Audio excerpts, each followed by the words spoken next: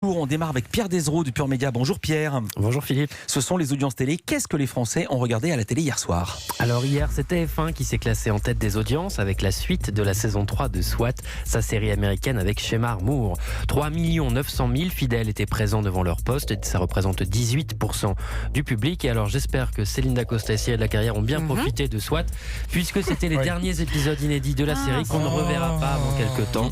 Mais rassurez-vous, la semaine prochaine sur TF1, vous retrouverez Los Angeles Bad Girls avec Jessica Alba. Et quel enthousiasme.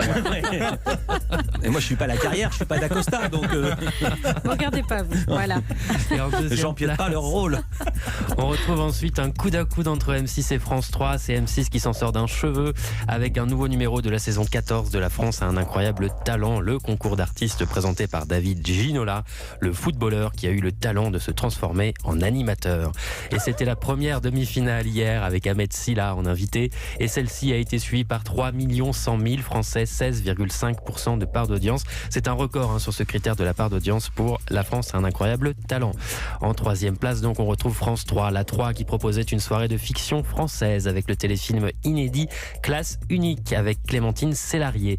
L'histoire du maire d'une petite bourgade qui doit accueillir des réfugiés a été suivie par 3 100 000 curieux, 13,7% du public.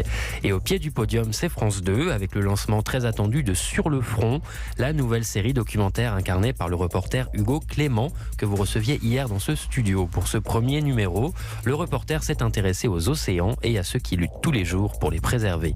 Eh bien, cette nouvelle série documentaire a attisé la curiosité de 1 610 000 personnes, 7,9% du public. C'est un score décevant pour France 2. Du côté des autres chaînes, aucune ne dépasse le million de téléspectateurs. À signaler quand même qu'il y avait une programmation qui se marchait dessus entre C8 et TMC. Les deux chaînes proposaient toutes les deux un documentaire biopic consacré à Renault. Sur C8, c'était Renault toujours debout, 450 000 téléspectateurs. Et sur TMC, c'était Renault, le retour du Mistral gagnant, 430 000 téléspectateurs.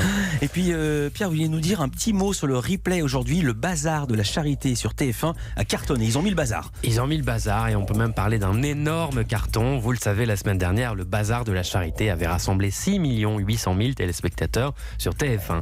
C'était déjà très fort, mais en ajoutant les chiffres du replay, on grimpe cette fois à 8 200 000 personnes en moyenne sur les deux premiers épisodes. En 7 jours, le bazar de la charité a donc gagné 1 400 000 téléspectateurs en plus. C'est un record de consommation en replay pour une fiction de TF1 depuis 2016. Merci beaucoup Pierre Desraux, à demain. Europe